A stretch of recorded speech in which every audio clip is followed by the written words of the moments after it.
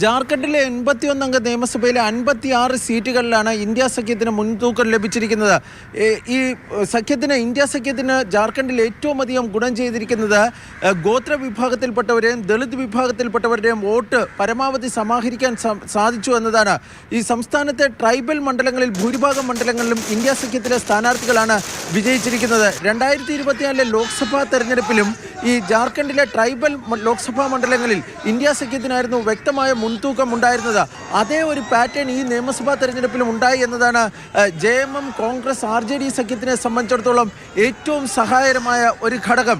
ഈ ബംഗ്ലാദേശിൽ നിന്നെത്തുന്ന നുഴഞ്ഞുകയറ്റക്കാരാണെന്നും അവരുടെ സാന്നിധ്യം ഈ ജാർഖണ്ഡിലെ ഡെമോഗ്രാഫിയിൽ വലിയ മാറ്റങ്ങളൊക്കെ ഉണ്ടാക്കുന്നുവെന്ന് ആരോപിച്ചുകൊണ്ടായിരുന്നു BJP ഈ ട്രൈബൽ മേഖലകളിൽ ഈ പ്രചരണം നടത്തിയിരുന്നത്.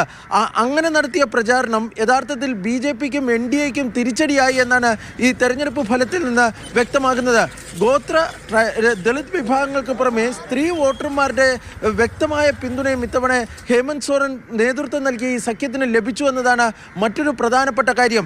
ഈ ഹേമന്ത് സോറൻ്റെ ഒന്നാം സർക്കാർ നടപ്പിലാക്കിയ ചില പദ്ധതികൾ, അതായത് മയ്യ സമ്മാൻ യോജന പദ്ധതി ഉൾപ്പെടെയുള്ള പദ്ധതികൾ, ആ പദ്ധതിയിലൂടെയാണ് സംസ്ഥാനത്ത് 18നും 25നും ഇടയിൽ പ്രായമുള്ള സ്ത്രീകൾക്ക് ഈ 2500 രൂപ പ്രതിമാസം നൽകുന്ന ഒരു പദ്ധതി നടപ്പിലാക്കിയത്.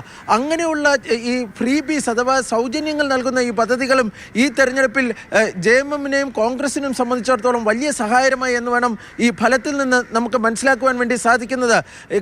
സംസ്ഥാനം രൂപീകരിച്ചതിന് ശേഷം ഏറ്റവും അധികം പോളിംഗ് ശതമാനം രേഖപ്പെടുത്തിയ തെരഞ്ഞെടുപ്പായിരുന്നു ഇത്. അതിൽ കൂടുതൽ തന്നെ വോട്ട് രേഖപ്പെടുത്താനെത്തിയവരിൽ കൂടുതൽ ഉണ്ടായിരുന്നത് സ്ത്രീകളായിരുന്നു. സ്ത്രീ വോട്ടർമാരുടെ ശക്തമായ പിന്തുണയും JMMനെ സംബന്ധിച്ചും അതുപോലെ തന്നെ കോൺഗ്രസിനെ സംബന്ധിച്ചും വലിയൊരു സഹായകരമായി എന്ന് വേണം ഈ തെരഞ്ഞെടുപ്പ് ഫലത്തിൽ നിന്ന് മനസ്സിലാകുന്നത്. BJPക്കുണ്ടായ മറ്റൊരു പ്രധാനപ്പെട്ട തിരിച്ചടി ശക്തനായ ഒരു നേതാവിനെ ഈ തെരഞ്ഞെടുപ്പിൽ മുഖ്യമന്ത്രി സ്ഥാനത്തേക്ക് ഉയർത്തിക്കാണിക്കാൻ വേണ്ടി സാധിച്ചില്ല എന്നതാണ്.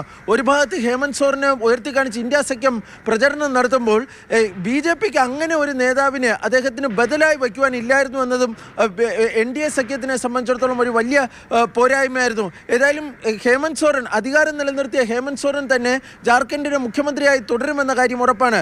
ഹേമന്ത് സോറന്റെ ഭാര്യ കൽപ്പന സോറനും ഇത്തവണ തെരഞ്ഞെടുപ്പിൽ മത്സരിച്ച് വിജയിച്ച് ജാർഖണ്ഡ് നിയമസഭാ അംഗമായിട്ടുണ്ട്.